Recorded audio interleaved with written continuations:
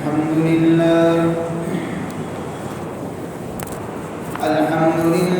نحمده ونستعينه ونستغفره ونؤمن به ونتوكل عليه ونعوذ بالله من شرور أنفسنا ومن سيئات أعمالنا من يهده الله فلا مضل له ومن يضلله فلا هادي له ونشهد أن لا إله إلا الله وحده لا شريك له ونشهد أن سيدنا وسندنا ومولانا محمدا عبده ورسوله صلى الله تعالى عليه وعلى آله وأصحابه أجمعين أما بعد فأعوذ بالله من الشيطان الرجيم بسم الله الرحمن الرحيم إن الذين يأكلون أموال اليتامى ظلما إنما يأكلون في بطونهم نارا وسيصلون سعيرا.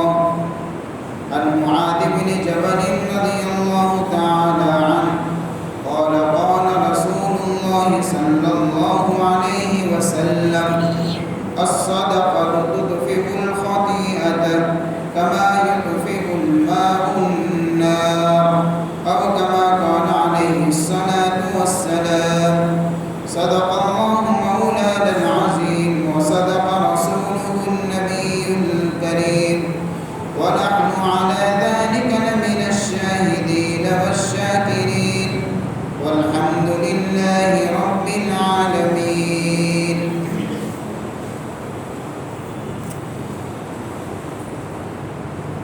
محترم دوستوں اور بزرگوں، درس سیرت کے عنوان سے آج ہے قسط نمبر غالباً 7 یا پھر 8۔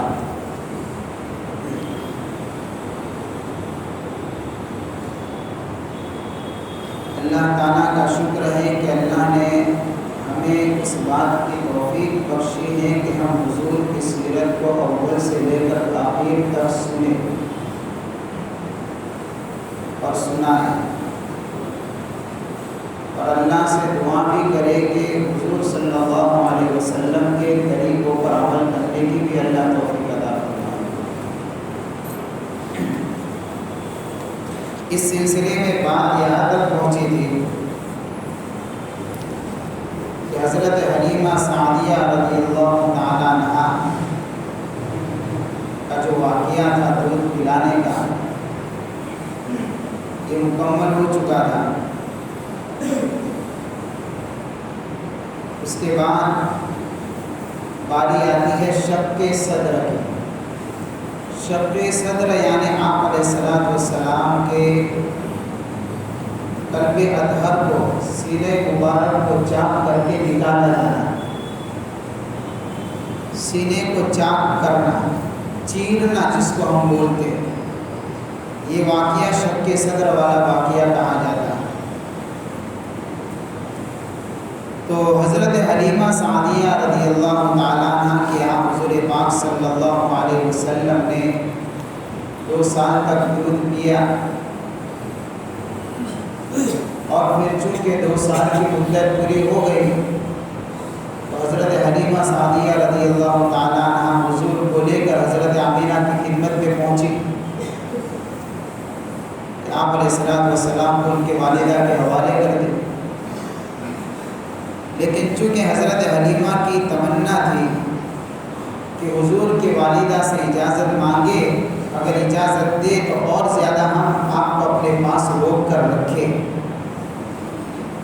اس لیے کہ وہ انوارات اور وہ برکات جو آنکھوں سے دکھی تھی، اس لیے دل کی تمنا تھی کہ اور زیادہ حضور صلی اللہ علیہ وسلم ہمارے گھر میں رہے، ہم پر اور زیادہ رحمتوں کا، برکتوں کا نزول ہوگا۔ لہذا جب حضرت حلیمہ نے حضور پاک صلی اللہ علیہ وسلم کو یعنی کہ لے کر حضرت آمینہ کی خدمت میں پہنچی حضرت آمینہ سے اپنی دلی تمنا کا اظہار کیا کہ اگر آپ کو یہ بات بوجھ محسوس نہ ہو اور آپ اجازت دیں تو ہم چاہتے ہیں کہ اس در یتیم کو اور زیادہ ہم اپنے پاس روک کر رکھیں۔ حضرت آمینہ رضی اللہ تعالیٰ نے اجازت دے دی، چنانچہ حضرت حلیمہ واپس حضور صلی اللہ علیہ وسلم کو لے کر اپنے قبیلے میں تشریف لے آئے۔ وہاں ایام زندگی گزر رہے تھے، تقریباً 4 سال کی عمر تھی، اور پھر یہ شق صدر کا واقعہ پیش آیا ہے۔ پوری زندگی میں آپ علیہ الصلوۃ والسلام کو جو شق صدر کا واقعہ جو پیش آیا وہ 4 مرتبہ ہے۔ ایک تقریباً 4 سال کی عمر میں، دوسری مرتبہ 10 سال کی عمر میں، تیسری مرتبہ جب آپ کو نبوت ملی تب، اور چوتھی مرتبہ معراج کے موقع پر۔ تو پہلی ہی مرتبہ یہ واقعہ تھا۔ اس وقت جو شق صدر کا واقعہ پیش آیا، اس وقت حضور حضرت حلیمہ کے پاس آئے، یعنی ان کے قبیلے میں، اور 4 سال کی عمر ہے تو ظاہر سی بات ہے آپ علیہ الصلوۃ والسلام اپنی رضاعی بھائیوں کے ساتھ میں بکریاں چرانے کے لیے جایا کرتے تھے۔ تو ایک مرتبہ بکریاں چرانے کے لیے گئے ہوئے تھے، 2 فرشتے آتے ہیں سفید کپڑوں میں ملبوس، خوبصورت شکل کے اندر آپ علیہ الصلوۃ والسلام کو لٹایا جاتا ہے اور آپ کے سینے مبارک کو چاک کیا جاتا ہے، اور اندر سے آپ کا قلب اطہر نکال کر دھویا جاتا ہے۔ پھر اس کے بعد اس قلب اطہر کو واپس یعنی اس کی جگہ پر فٹ کیا جاتا ہے، اور پورے سینے کو یعنی کہ سی لیا جاتا ہے۔ عجیب و غریب حکمت علماء نے لکھی ہے کہ آخر یہ کام کیوں ہوا، اس کے پیچھے کیا راز چھپا ہوا ہے۔ 4 مرتبہ یہ واقعہ پیش آیا ہے۔ خیر حضور پاک صلی اللہ علیہ وسلم تو جب یہ واقعہ پیش آیا آپ کے اندر کچھ گھبراہٹ کی سی کیفیت تھی، اور آپ کے ساتھ میں جو آپ کے رضاعی بھائی یا بہن جو بکریاں چرانے کے لیے وہاں موجود تھے، جب انہوں نے منظر دیکھا تو سارے کے سارے لوگ گھبرا گئے۔ تو دوڑے ہوئے حضرت حلیمہ کو بلانے کے لیے آئے اور کہا کہ ایسا ایسا واقعہ پیش آیا ہے۔ تو حضرت حلیمہ سعدیہ رضی اللہ تعالیٰ عنہ اپنے شوہر کے ساتھ بھاگتی ہوئی اس جگہ پر پہنچتی ہے جہاں پر یہ واقعہ حضور کے ساتھ میں پیش آیا ہے۔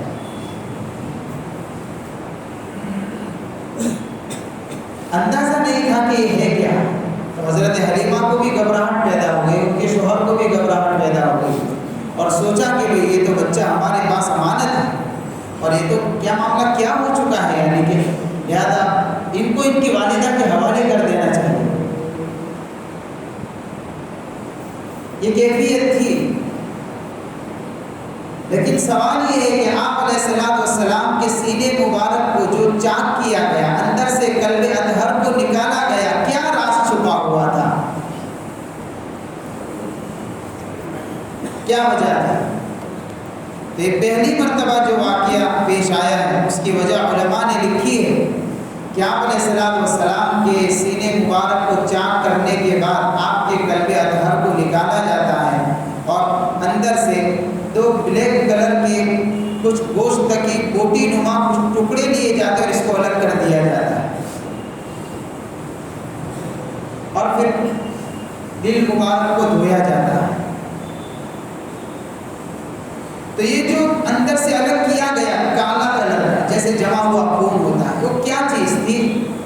لکھا ہے علماء نے کہ وہ گناہوں کا اثر تھا، اس کو نکال دیا گیا تاکہ آپ کے قلب اطہر کی حفاظت اسی وقت سے ہو۔ یہی وہ قلب ہے جس پر قرآن کا نزول ہونا تھا۔ تو اللہ نے نزول قرآن سے پہلے انتظام فرمایا ہے،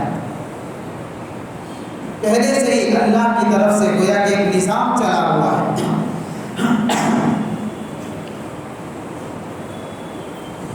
تو آپ علیہ السلام کے دل کے اندر سے اس چیز کو نکال کر الگ کر کے یوں کہا گیا کہ یہ گناہوں کا اثر ہے، اور پھر اس دل کو دھویا جاتا ہے۔ اور دھویا بھی کس سے گیا؟ پانی سے، اور وہ بھی ٹھنڈے پانی سے۔ بڑی باریکیاں لکھی ہے اس کے اوپر علماء نے، سیرت نگار علماء کرام نے۔ اس سے پتہ چلتا ہے کہ گناہ کے اندر دو چیزیں ہیں، ایک گناہ کے اندر نجاست بھی ہے، یعنی ناپاکی بھی ہے، اس لیے کہ پانی سے اسی چیز کو دھویا جاتا ہے جو چیز ناپاک ہوتی ہے، لہذا گناہ کے اندر نجاست ہے، ناپاکی ہے۔ اور دوسرے ٹھنڈے پانی سے دھویا گیا ہے تو ٹھنڈک کا استعمال اس جگہ پر کیا جاتا ہے، جب کوئی چیز گرم ہو تو اس کو ٹھنڈا کیا جاتا ہے۔ تو اس سے یہ پتہ چلتا ہے کہ گناہ کا ایک اثر ناپاک ہونا ہے اور گناہ کا ایک اثر گرم ہونا ہے۔ لہذا ناپاکی کو دور کرنے کے لیے پانی کا استعمال کیا گیا اور گناہ کی گرمی کو ختم کرنے کے لیے برف کا پانی استعمال کیا گیا۔ یہ دو چیزیں ہیں جو گناہ کے اندر پائی جاتی ہیں۔ اسی لیے اللہ نے قرآن پاک کے اندر ایک جگہ پر فرمایا، ان الذين يأكلون اموال اليتامى ظلما انما يأكلون في بطونهم نارا۔ جو لوگ یتیموں کا مال کھاتے ہیں ظلما، وہ کیا کرتے ہیں؟ یأکلون فی بطونهم نارا، وہ اپنے پیٹ میں آگ بھرتے ہیں۔ یتیم کا مال کھانا گناہ ہے اور بہت بڑا جرم ہے۔ اس جرم کو اللہ نے آگ سے تعبیر کیا ہے۔ گناہ کا اثر گرمی، یہ پیٹ میں چاہے دکھنے میں وہ مال میٹھا لگے، ٹھنڈا لگے، لیکن وہ حقیقت میں نہ وہ ٹھنڈا ہے نہ میٹھا ہے، وہ گرم ہے۔ اس گرمی کی تاثیر کا پتہ اس وقت چلے گا کہ جب اللہ اس کے اوپر پکڑ فرمائیں گے۔ یہ آگ ہے جو پیٹ میں جا رہی ہے، مان لیے جیسے صبر کرنا، وقتی طور پر صبر کرنا، یہ انتہائی ایک مشکل عمل ہے۔ صبر کا گھونٹ ایک کڑوا گھونٹ ہے، لیکن نتیجے کے اعتبار سے دیکھیں گے تو یوں کہا جاتا ہے کہ صبر کا پھل بڑا میٹھا ہوتا ہے۔ تو وقتی طور پر ناگواری آتی ہے، لیکن اس کا انجام دیکھیں گے تو اس میں مٹھاس ہے۔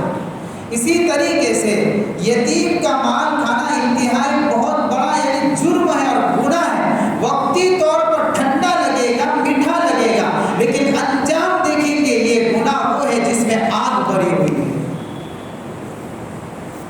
یہ گناہ کا اثر ہے۔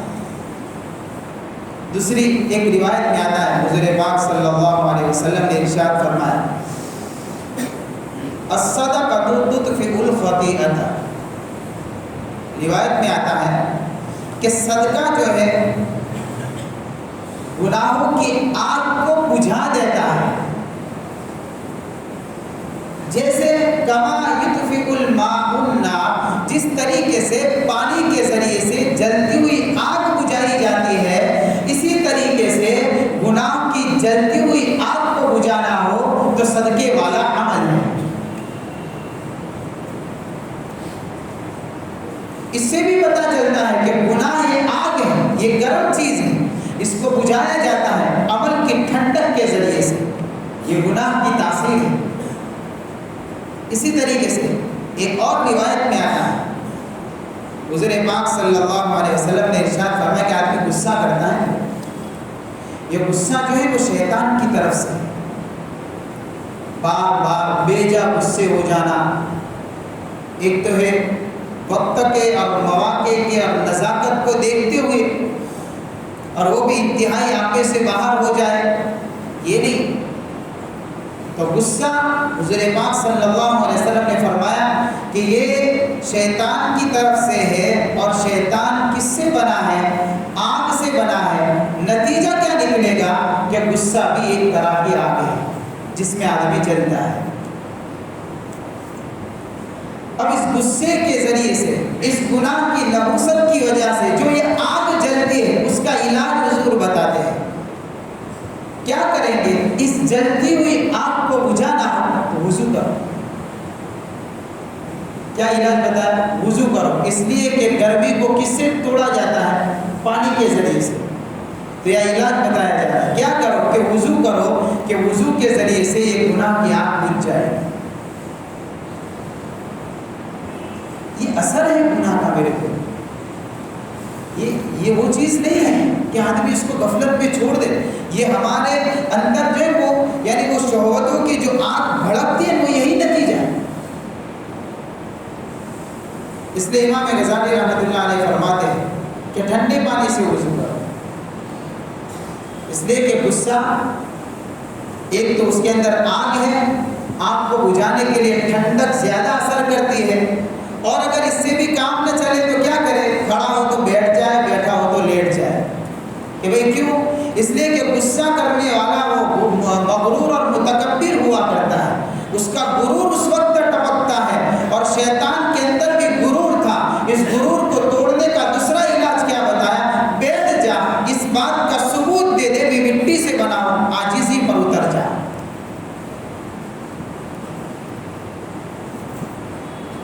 اقرار کر لے، یہ علاج بتایا۔ اس لیے علماء کرام فرماتے ہیں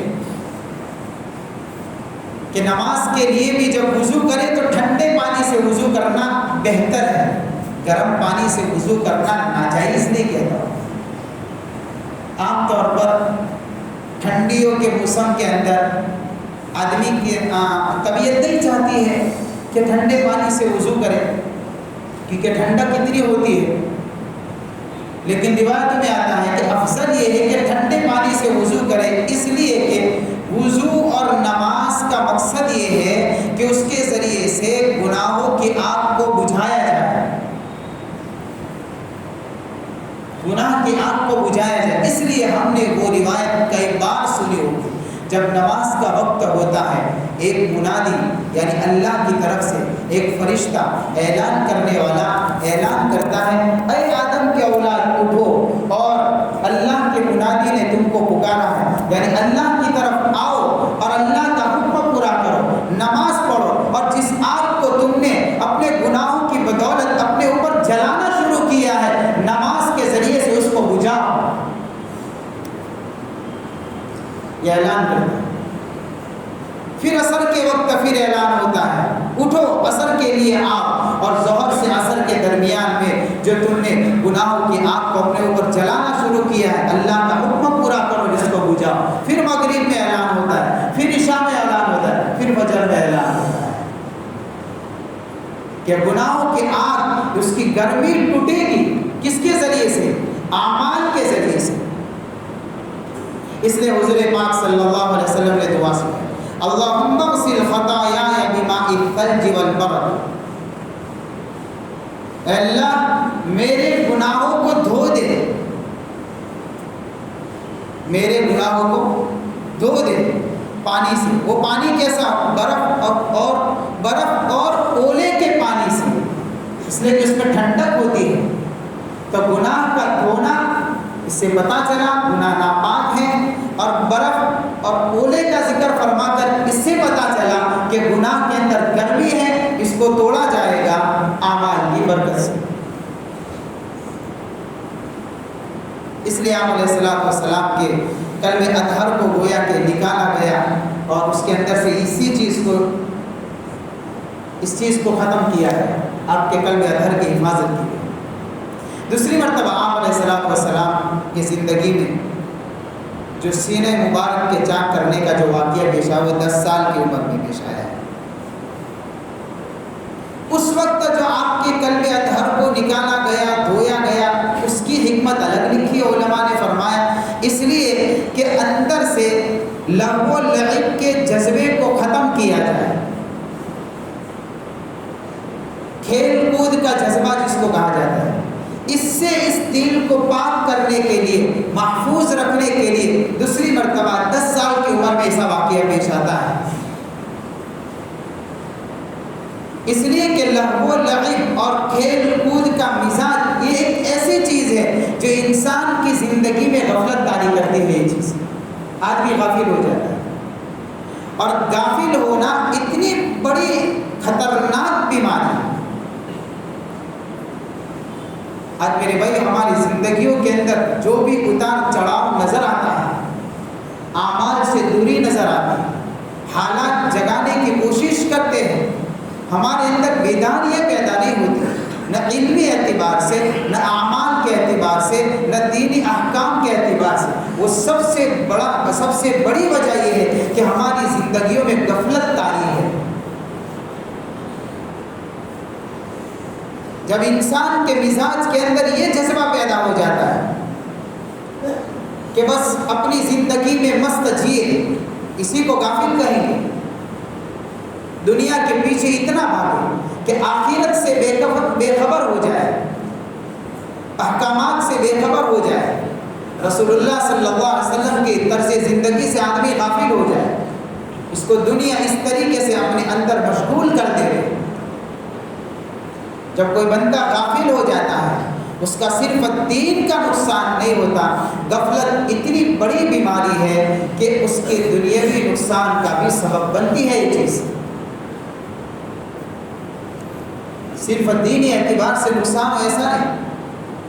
گاڑی چلانے والا ڈرائیور اگر غافل ہو جائے گا تو اپنی جان سے ہاتھ دھو بیٹھے گا.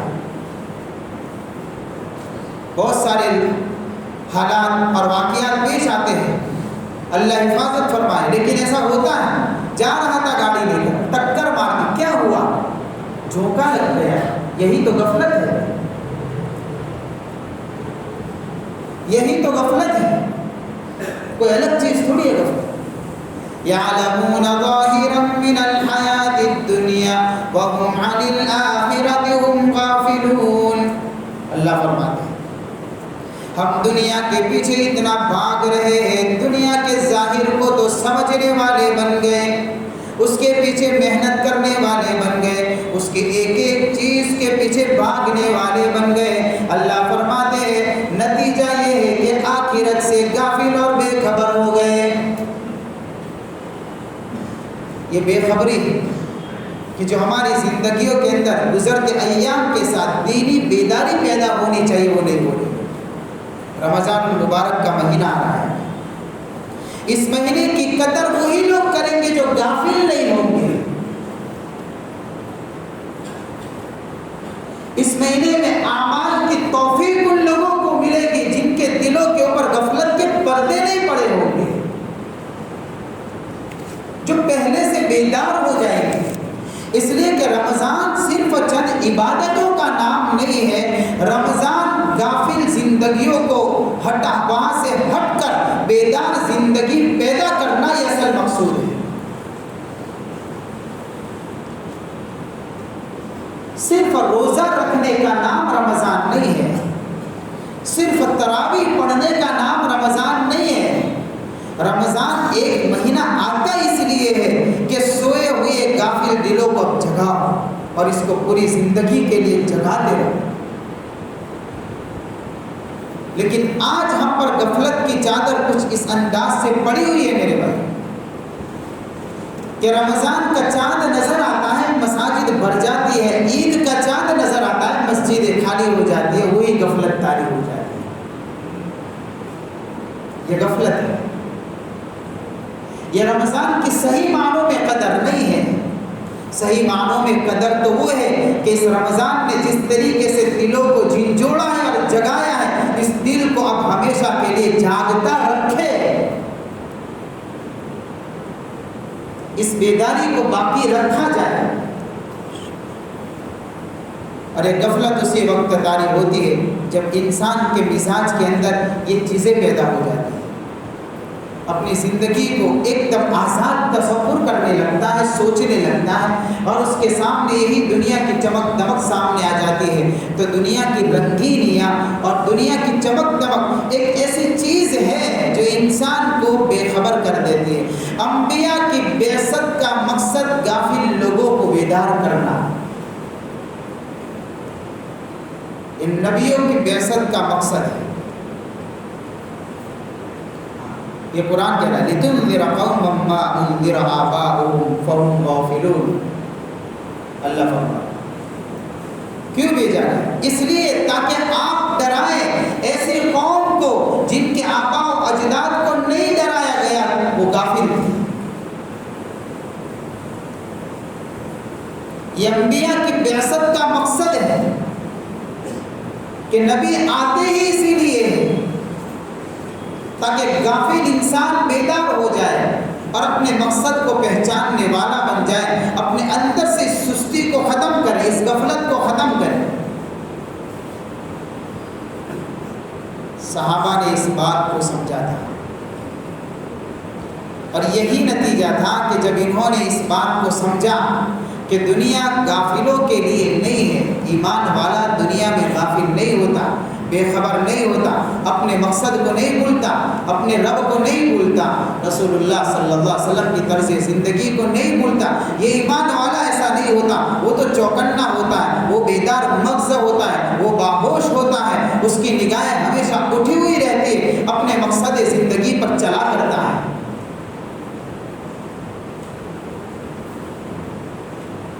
یہی وجہ ہے کہ گناہ بھی اسی لیے ہوتا ہے کہ بندہ غافل ہو جاتا ہے، غفلت طاری ہوتی ہے تو گناہ بھی ہوتا ہے۔ صرف گناہ ہی نہیں ہوتا، جب غفلت طاری ہوتی ہے تو گناہ کرنے والا گناہ کو ہلکا بھی سمجھتا ہے، یہ انتہائی بڑا جرم ہے۔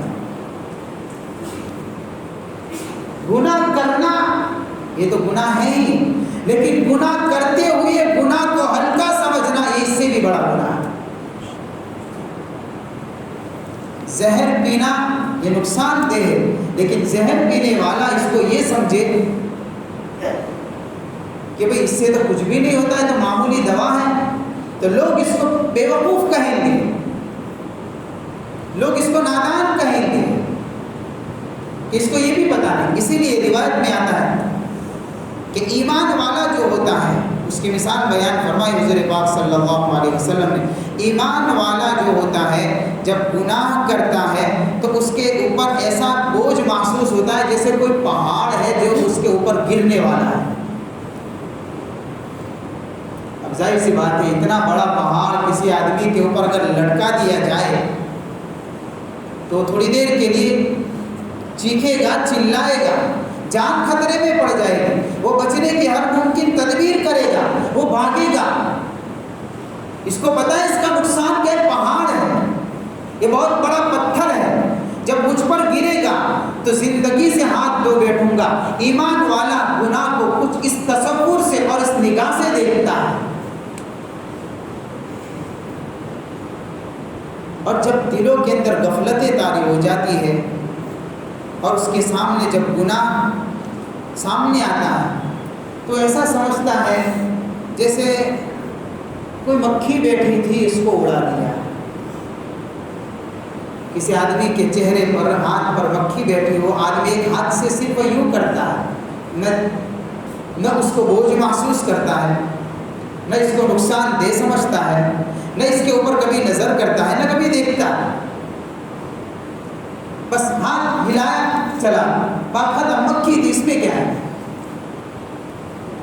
جب کوئی گناہ، کوئی غافل بندہ ہو جاتا ہے تو گناہ کو اس تصور سے دیکھتا ہے، پھر وہ یہ نہیں سمجھتا ہے زہر ہے، پھر وہ پی جاتا ہے اور پھر اس کی وجہ سے اس کا ایمان داغدار ہو جاتا ہے، اس کا دل سیاہ ہو جاتا ہے پھر۔ اور اسی بات کو کہا ہے، جن روایتوں ہم نے پڑھا ہے کہ گناہ کی وجہ سے دل سیاہ ہو جاتے ہیں، یہ کیا ہوا؟ یہ غفلت ہے۔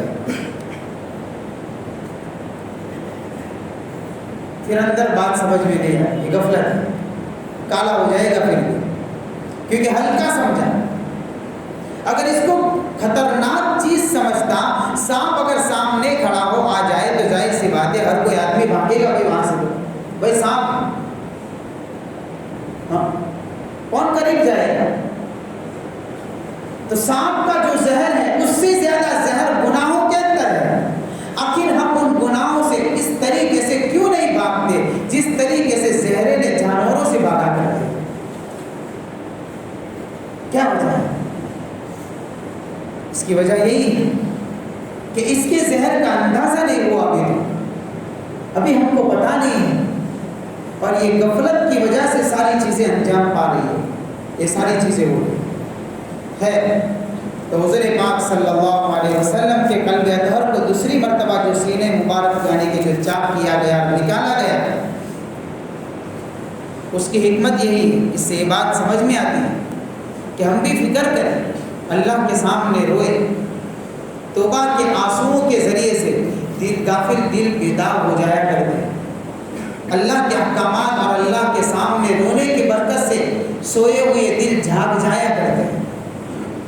آپ کے قلب اطہر کو پہلے سے محفوظ رکھا گیا ہے اس انداز سے۔ تیسری مرتبہ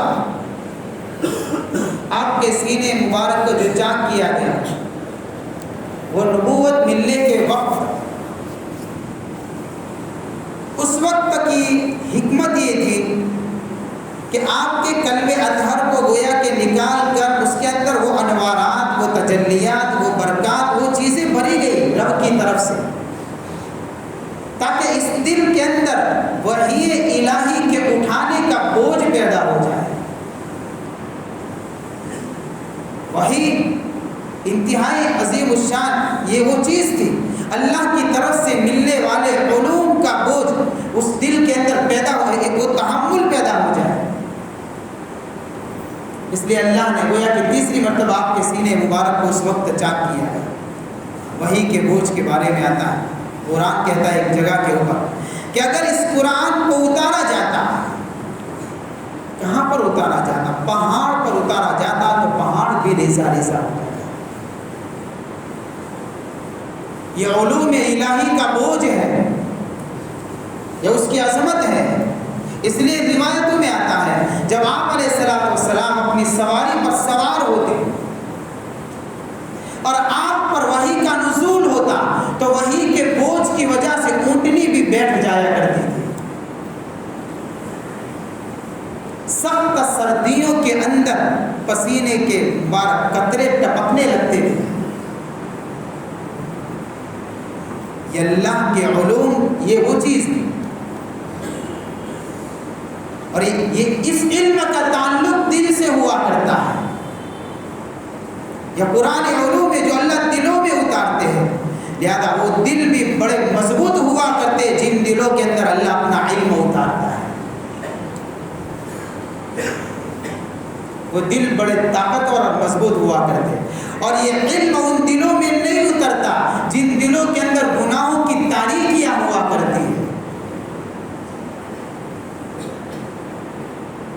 یہ وہ علم ہے، یہ اس کی عظمت ہے، یہ اس کی وہ تاثیر ہے۔ کئی واقعات ہیں، کئی روایت ہے، جب وحی کی یعنی کہ بات آئے گی تو انشاءاللہ اس کے اندر میں کوشش کروں گا کہ کیا اللہ کی طرف سے جو علم دیا جاتا ہے وہ کتنا بڑا عظیم علم ہے جو اللہ اپنے مخصوص بندوں کو دے کر نوازتا ہے۔ کسی کے سینے میں قرآن کو اتارا، کسی کو معانی کا علم سکھایا، کسی کو قرآن کی قرات کا علم سکھایا، کسی کو کیا سے کیا علوم سے نوازا۔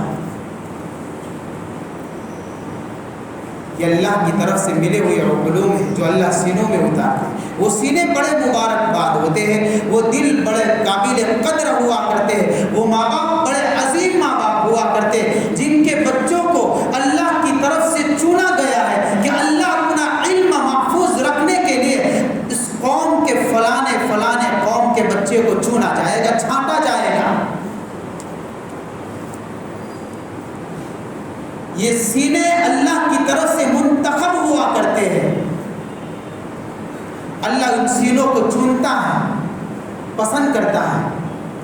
چھوٹے چھوٹے بچوں کو نہیں دیکھتے، 8 سال کا، 10 سال کا، 11 سال کا، 12 سال کا، کیا ہے کہ حافظ قرآن ہے۔ اتنے چھوٹے سے سینے کو اللہ نے اپنے کلام کی حفاظت کے لیے چنا ہے۔ وہ اللہ کا عظیم علم کیسے، وہ عظیم ماں باپ کیسے، بڑے مبارکباد ہے۔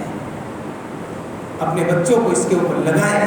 یہ خدا کے دربار کے وہ سینے ہیں اللہ کے دربار کے نزدیک وہ قابل مبارکباد جن کے اوپر رب کی نظر کرم ہے۔ وہ دل کبھی رب سے ٹوٹ نہیں سکتے جن دلوں کے اندر اللہ نے اپنا علوم بسایا۔ وہ دل کیسے رب سے جڑا ہوگا؟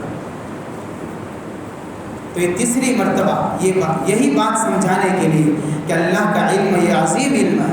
اور چوتھی مرتبہ واقعہ معراج پیش آیا. اس وقت آپ کے سینے مبارک کو چاک کیا گیا. اس کی وجہ یہ تھی کہ اب رب کے دربار میں حضور کو جانا ہے، ایک لمبا سفر ہے، اللہ کے سامنے کھڑا ہونا ہے، رب سے ہم کلامی حاصل ہوگی. تو وہ صلاحیت پیدا کرنے کے لیے اللہ نے چوتھی مرتبہ گویا کہ حضور کے سینے مبارک کو چاک کروایا، اور اس کلمہ کے اندر پھر وہ صلاحیت بنی گئی تاکہ حضور ہمارے دربار میں جب معراج کے اندر آئے اور رب سے ہم کلام ہوئے. التحیات للہ والصلوات والطیبات السلام علیک ایھا النبی ورحمۃ اللہ وبرکاتہ. یہ ساری تیاریاں ہیں. خیر میرے بھائی، یہ شق صدر کا واقعہ بہت بڑے سبق اپنے اندر لیے ہوئے ہیں کہ آپ علیہ الصلوۃ والسلام کی زندگی کے اندر یہ 4 مرتبہ یہ واقعہ پیش آیا ہے. اللہ تعالیٰ ہمارے دلوں کے اندر حضور پاک صلی اللہ علیہ وسلم کی صحیح معنوں میں محبت پیدا کرے. آپ کی اطاعت کا جذبہ اللہ ہمارے دلوں میں